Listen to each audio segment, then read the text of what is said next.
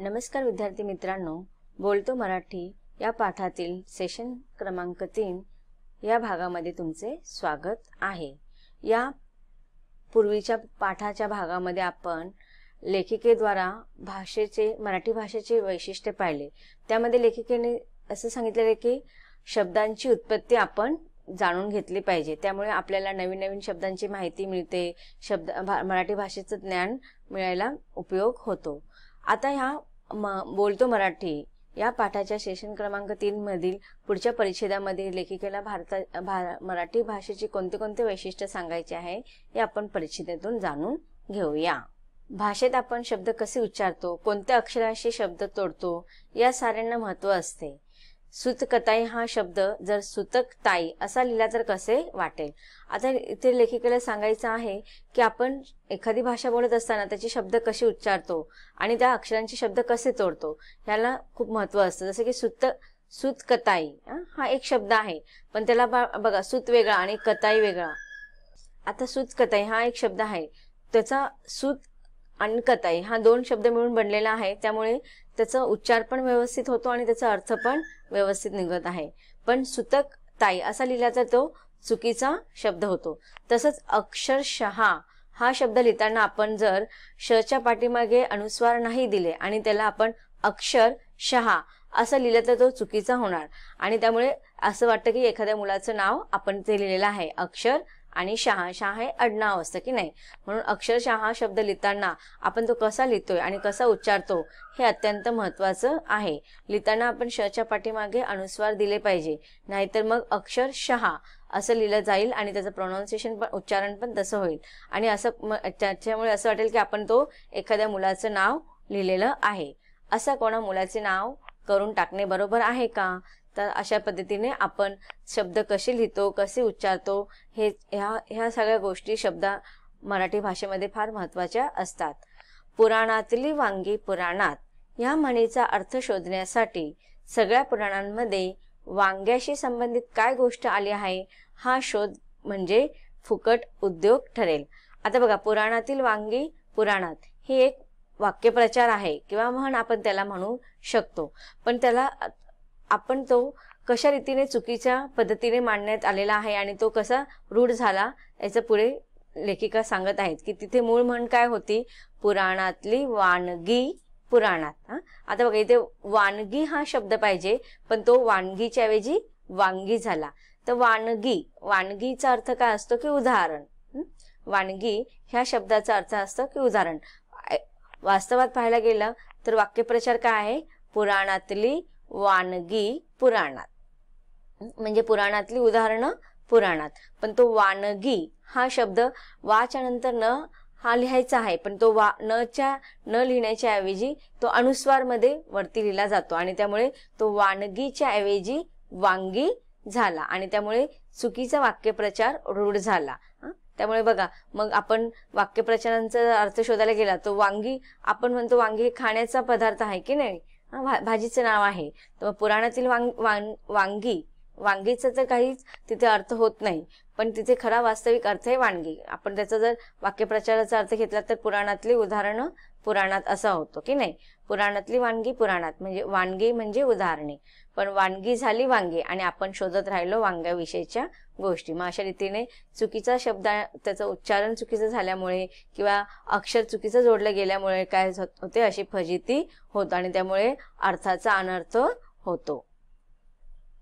काही वेळा दोन शब्दरूपे सारखी असतात आणि ती चकवतात। उदाहरणार्थ, पहिलं उदाहरण दिलेले राजाचे कलेवर प्रेम होते आणि दुसरं आहे अपघात स्थळी कडेला एक कलेवर पडलेले होते। आता बघा, दोन्ही वाक्यांमध्ये कलेवर हा एक वापरलेला आहे, पण कलेवर हा दोन्ही वाक्यामध्ये सारखा शब्द असला तरी त्याचा अर्थ वेगळा आहे। पहिल्या वाक्यामध्ये जो कलेवर शब्द आहे ना त्याचा अर्थ कलेशी संबंधित आहे आणि कला म्हणजे बघा, आता राजा महाराजा वेगवेगळी कला जोपासायची, मग नृत्य कला होती, संगीत कला होती, सांस्कृतिक कला होती की नाही, मग ह्या कला। पण ह्या कलेला काय केलेलं आहे, कलेच्या नंतर आपण विभक्तीचं रूप लावलेलं आहे, प्रत्यय लावलेलं आहे। कोणतं, वर हे प्रत्यय लावलेलं आहे, तर वर हे सप्तमी विभक्तीचे रूप आहे, म्हणून कला येते की वेगवेगळ्या सांस्कृतिक कला। आणि दुसऱ्या वाक्यामध्ये जे लिहिलेलं आहे, अपघात स्थळी कडेला एक कलेवर पडले होते. तर कलेवर ह्याचा अर्थ काय असतो की शव किंवा प्रेत. की अपघात झाला होता आणि कडेला एक प्रेत पडलेलं होतं. म्हणजे बघा, कलेवर हा एकच शब्द आहे, पण वाक्याच्या अर्थानुसार त्याचा अर्थ बदललेला आहे. पहिल्या कलेवरचा अर्थ कलेशी संबंधित आहे, कला असतात, नृत्य कला, संगीत कला. आणि दुसरा कलेवर शब्दाचा अर्थ प्रेत किंवा शव आपण असं म्हणू शकतो. तर अशा रीतीने बघा, लेखिकांना आपण सुरुवातीच्या परिच्छेदामध्ये पण पाहिलं होतं की ना, कधी कधी शब्दाचा उच्चार वेगळ्या पद्धतीने झाला तर त्याचा अर्थ बदलतो. जसं की पुराणातली वांगी पुराणात. तसंच बघा, आता जर समजा मी एक उदाहरण घेतलं की श्याम गाढ झोपला आहे. तर पण आता बघा, गाढ व झोपला आहे. गाठ व झोपला आहे. तर गाढ आणि व हा वेगवेगळा आहे, पण गाढ आणि व एकत्र केला तो शब्द काय होतो, गाढव. म्हणजे राम गाढव झोपला आहे असं होतं वाक्य. म्हणून मग आपण शब्द लिहिताना आणि उच्चार करताना त्याचं उच्चारण व्यवस्थित असलं पाहिजे आणि अक्षरामध्ये शब्द व्यवस्थित लावला गेला पाहिजे. आपण आपल्या भाषेवर प्रेम करायचं असेल तर भाषेतील अशी शक्तिस्थळे जाणून घ्यायला हवे. आता कोणती शक्तिस्थळ आहेत, तर वाक्यप्रचार आहेत, म्हणी आहेत, शब्दरूप आहेत, नाम, सर्वनाम, हे सगळे जे काही व्याकरणाचे प्रकार आहेत, हे असे शक्तिस्थळे आपल्याला समजून घेतले पाहिजे आणि योग्य ठिकाणी योग्य शब्दप्रयोगांचा, वाक्यामध्ये शब्दांचा प्रयोग, क्रियापदांचा प्रयोग, सर्वनामांचा प्रयोग, प्रत्ययाचा प्रयोग, विभक्तीचा प्रयोग करता आला पाहिजे. तर अशी ही शक्तिस्थळे, आपलं जर भाषेवरती प्रेम असेल ना, तर आपण भाषेविषयी इत्यंभूत ज्ञान ठेवण्याचा प्रयत्न करत असतो. मग अशी भाषेची शक्तिस्थळे आपल्याला जाणून घेतली पाहिजे. भाषेचा योग्य सन्मान राखायला हवा. आपल्या घरीदारी बोलली जाणारी मराठी भाषा ही आपल्या आईच्या ठिकाणी आहे. बघा, जशी आई आपल्या आईचं अस्तित्व आपल्या जीवनामध्ये अत्यंत महत्त्वपूर्ण असतं. आईशिवाय आपलं अस्तित्व अपूर्ण मानलं जातं. तशीच मराठी ही सुद्धा आपली मातृभाषा आहे. मातृभाषा पण तिला का म्हणतो की आईच्या नंतर आपली भावना जी जाणून घेतो, आपण भावना जी व्यक्त करतो, आपल्या मनातील सुखदुःखाची भावना असू दे, आनंदाची भावना असू दे, कोणतीही भावना असू दे, आपले विचार आपण कशाच्या माध्यमातून व्यक्त करतो, तर भाषेच्या माध्यमातूनच व्यक्त करतो. तर आपल्या जीवनामध्ये जे आपल्या आईचं स्थान आहे तेच आपल्या जीवनामध्ये भाषेचं स्थान असलं पाहिजे. जशी आपल्या आई आपल्याला जीवनाला आकार देते, अस्तित्व देते, तिच्याशिवाय आपलं अस्तित्व अपूर्ण असतं, तसेच भाषाही आपल्या जीवनाला आकार देत असते. भाषेशिवाय आपलं जीवन किंवा आपलं अस्तित्व अपूर्ण आहे. तिने आपल्या भावजीवनाला आकार दिलेला आहे, आपल्या भावना व्यक्त करायला आधार दिला आहे. तिच्याशी आपले खास जिव्हाळ्याचे नाते असायला हवे. बघा, जसं आपण आपल्या आई बरोबर आपलं जसं जिव्हाळ्याचं नातं असतं, आपल्या मित्रमैत्रिणींबरोबर आपल्या जिव्हाळ्याचं नातं असतं, आपल्या मनातील सुखदुःख आपण त्यांच्याजवळ व्यक्त करतो, तसंच भाषेशी सुद्धा आपलं जिव्हाळ्याचे नातं असले पाहिजे, प्रेमाचे नातं असले पाहिजे, आपुलकीचे नातं असले पाहिजे. कारण की भाषा नसतील तर आपल्या ह्या विचारांना, आपल्या कल्पनांना, आपल्या भावनांना आपण कशी मोकळी वाट दिली असती, कशा रीतीने आपण व्यक्त करू शकलो असतं. जर आपण भाषा नसती तर आपण आपल्या विचारांना, आपल्या सुखांना, आपल्या दुःखांच्या भावनांना व्यक्त करू शकलो नसतो. त्यामुळे आपली घुसमट झाली असती. म्हणून आपल्या ह्या भाषेत आपलं जिव्हाळ्याचे नातं असलं पाहिजे. त्यासाठी तिचे ज्ञानही आपण मिळवायला हवे. आणि अशा रीतीने आपण त्यांचं बघा, आता उत्पत्ती, शब्दांची उत्पत्ती किंवा शब्दसंग्रह यांच्या द्वारे आपण अध्ययन करून आपण तिचे ज्ञान मिळवू शकतो आणि त्याने आपण भाषेला संपन्न आणि समृद्ध बनवू शकतो आणि त्याचं संवर्धन सुद्धा करू शकतो. आपली भाषा ही हवेसारखी आतल्या आत बाहेर असते, आपल्या आत बाहेर असते. बघा, आता आपण आपलं जीवनाचं अस्तित्व काय, आपलं श्वासोच्छ्वास, आपण बघा हवा कशी असते, आपल्या शरीरामध्ये आत बाहेर जात असते. आपण ऑक्सिजन घेतो, कार्बन डायऑक्साईड सोडतो, म्हणजे ही क्रिया सातत्याने चालू असते. आणि ज्यावेळेस आपले शरीराच्या आत बाहेर हवा घेण्याचं बंद होतं तर आपलं अस्तित्व संपतं. तर तशाच रीतीने भाषा सुद्धा आपलं अस्तित्व आहे. ज्या दिवशी आपण भाषा बोलायला जर आपण भाषा नसेल आपल्या जीवनामध्ये तर आपलं अस्तित्व असणार आहे का? नाही. हवेशिवाय आपलं अस्तित्व नाही, श्वासोच्छ्वासशिवाय आपलं अस्तित्व नाही, तसंच भाषेशिवाय सुद्धा आपलं अस्तित्व नाही. म्हणजे आपण भाषा नसते तर आपण जिवंत राहू शकलो नसतो, किंवा म्हणजे आपलं जीवन, आपण जरी श्वास घेतला असता पण आपण मोकळे झाले नसतो, आपल्या भावनांना, विचारांना चालना मिळाली नसते भाषेमुळे. त्यामुळे भाषेची तुलना किंवा उपमा, इथे बघा लेखिकेने भाषेची उपमा कशाशी केलेली आहे, हवेसारखी. जसं हवा आपल्या जीवनाला सार्थक बनवते, की हवेशिवाय आपलं जीवन अपूर्ण आहे. जर हवा नसेल तर आपण जगू शकत नाही. तसंच आपण भाषा नसेल तर आपण जगू शकणार नाही.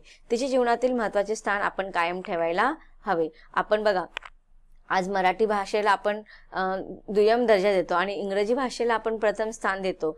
आज काळाची गरज म्हणून आपल्याला इंग्रजी आली पाहिजे, पण त्याच्यासाठी इंग्रजी येण्यासाठी असं नाही की आपण मराठी भाषेला दुय्यम स्थान दिलं पाहिजे. आपली मातृभाषा आहे. आपण पहिला जो शब्द आपण उच्चारला, आपला पहिला शब्द आपण जेही भावना व्यक्त केल्यास पहिला, त्या आपल्या मराठी भाषेतूनच केलेला आहे. त्यामुळे तिच्या जीवनातले स्थान नेहमी कायम ठेवायला पाहिजे. भलेही आज आपण उच्च दर्जाचे शिक्षण घेताना इंग्रजी महत्त्वाची असेल किंवा अन्य भाषा महत्त्वाची असेल, पण सर्वप्रथम मातृभाषा ही आपल्या जीवनाचे प्रथम स्थान दिलं पाहिजे. आपली भाषा ही हवेसारखी आहे, आतबाहेर असते. तिच्या जीवनातले महत्त्वाचे स्थान कायम ठेवायला हवे. आता पाऊस पडत आहे. पाऊस पडणे ह्या घटनेविषयी 2 वाक्यांतून कशी 2 प्रकारे प्रतिक्रिया देता येते ते पहा. पावसाने स्वतः जातीने हजेरी लावून वन महोत्सवाला दाद दिली. आता इथे बघा, लेखिकेने 2 उदाहरण दिले की पाऊस पडणे ही एक सर्वसामान्य घटना आहे, पण कशा रीतीने एकच घटना वेगवेगळ्या शब्दप्रयोगांच्या माध्यमातून त्याचा अर्थ वेगळा निघतोय. दुसरं वाक्य आहे की सकाळी सकाळी पाऊस आल्यामुळे माझ्या मॉर्निंग वॉकच्या बेतावर पाणी पडले. आता बघा, दोन्ही वाक्यांमध्ये एकच घटना आहे की पाऊस पडणे. पहिल्यामध्ये काय सांगितलेलं की पावसाने स्वतः जातीने हजेरी लावून वन महोत्सवाला दाद दिली. आता दाद देणे म्हणजे काय? प्रोत्साहन देणे, की आनंदाची गोष्ट, की ती पाऊस आल्यामुळे सगळ्यांना आनंद झालेला आहे, म्हणजे ती आशावादी गोष्ट आहे, चांगली गोष्ट आहे. पण दुसऱ्या याच्यामध्ये बघा, सकाळी सकाळी पाऊस आल्यामुळे माझ्या मॉर्निंग वॉकच्या बेतावर पाणी पडले. आता पाणी पडले म्हणजे काय? ती अनावश्यक गोष्ट त्यावेळेस झाली, की इच्छा नसताना, कारण नसताना पाऊस आला आणि त्यामुळे सगळ्यांचा हिरमूज झाला. म्हणजे एकच घटना आहे, पण वेगवेगळ्या प्रकारे वाक्यामध्ये उपयोग केल्यामुळे त्याचा अर्थ पण बदलत आहे आणि त्याचा वाक्यप्रचाराच्या नुसार आता दाद देणे म्हणजे आनंद व्यक्त करणे, आणि बेतावर पाणी पडले म्हणजे की निरर्थक गोष्ट होणे. अशी अनेक वाक्ये तयार करता येतील. त्यातून भाव खुलत जातात. भाषा अशी आपल्या मनातले भाव सूक्ष्मपणे सांगायला मदत करते. त्यामुळे तिचे अर्थ सौंदर्य कळल्यावरच आपण लाभले आम्हास भाग्य बोलतो मराठी असे कविवर्य सुरेश भटांचे शब्द उच्चारायला खऱ्या अर्थाने पात्र ठरू, हे विसरून चालणार नाही. बघा, आता मराठी भाषा ही आपली मातृभाषा आहे आणि केवळ म्हणून आपण मातृभाषा आहे म्हणून फक्त मराठी दिवसाच्या दिवशीच आपण लाभले आम्हास भाग्य बोलतो आम्ही मराठी किंवा मराठी दिन आपण त्या दिवशी साजरा केला पाहिजे का? नाही. प्रत्येक क्षणाला आपल्याला मराठी भाषा साथ देते, कारण की आपल्या विचारांना, आपल्या प्रवाहांना, आपल्या मनातील भावनांना व्यक्त करण्याचे जे साधन आहे ते मराठी आहे. आणि अशा ह्या मराठी भाषेचा अभ्यास आपण सातत्याने केला पाहिजे, त्याचं संवर्धन केलं पाहिजे आणि दिवसेंदिवस त्याचा विकास कसा होईल, प्रगती कशी होईल याचाच आपण विचार केला पाहिजे. आणि अशा रीतीने त्या मराठी भाषेचे अर्थ सौंदर्य आपल्याला कळू शकेल. आणि केवळ मात्र म्हणून शाब्दिक भाषेमध्ये बोलायचं म्हणून आपण लाभले आम्हास भाग्य बोलतो मराठी असं न बोलता ती खऱ्या अर्थाने जीवनामध्ये सार्थक घडेल असा आपण त्याचा उपयोग करून घेतला पाहिजे. तर हा पाठ इथे संपत आहे. आता आपण या पाठावरील स्वाध्याय पाहूया. पहिला प्रश्न आहे की आकृत्या पूर्ण करा. मराठी भाषेची श्रीमंती. तर आता बघा, मराठी भाषेची श्रीमंती काय आहे? मराठी ढंगचे शब्दप्रयोग. आणि दुसरा आहे मराठी वाक्यप्रचार, की मराठी भाषा कशा रीतीने श्रीमंत झालेली आहे. आता पाहूया दुसरा प्रश्न. शब्दांची उत्पत्ती शोधण्याचे फायदे लिहा. ह्या पाठाचा आपण सेशन क्रमांक 2 पाहिला, त्याच्यामध्ये आपण ह्या सगळ्या गोष्टींचा अभ्यास केलेला आहे. उत्तर आहे भाषेतील गंमत जाणून घेता येते, खूप नवीन माहिती मिळते, शब्दांची पाळेमुळे किती दूरवर पसरलेले असतात हे कळते, आपल्याकडून भाषिक चुका होत नाहीत, शब्द मनात पक्का रुजतो.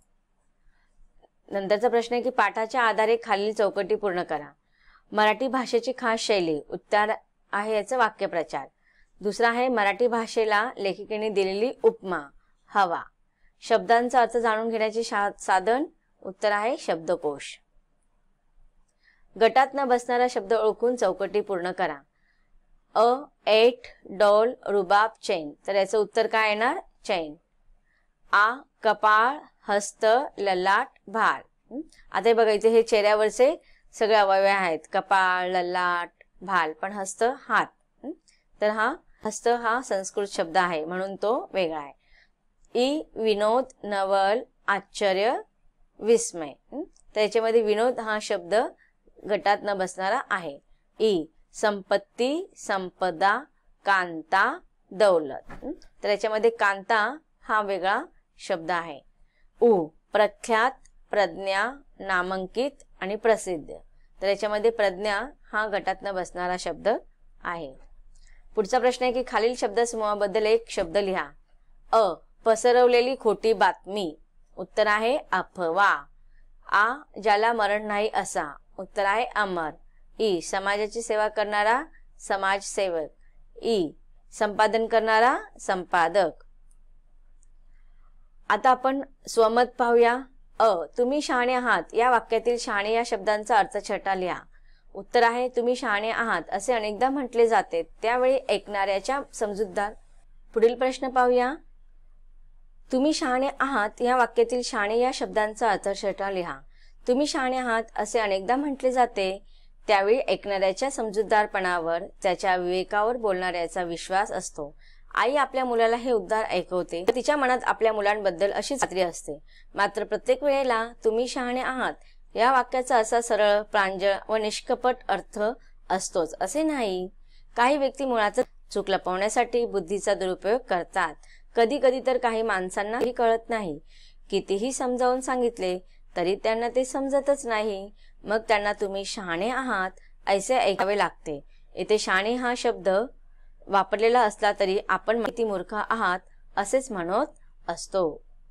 तर विद्यार्थी मित्रांनो, आज आपण या पाठाच्या माध्यमातून मराठी भाषेचे वैशिष्ट्य तर पाहिलेच, पण मराठी भाषेचा आपली मातृभाषा ही मराठी असल्याचा अभिमान नक्कीच आपल्याला या पाठाच्या माध्यमातून जाणवतो. आणि इथून याच्या पुढे आपण मराठी भाषेच्या संवर्धनासाठी नेहमीच प्रयत्नशील असेल असं या पाठाच्या माध्यमातून आपल्याला संदेश मिळतो.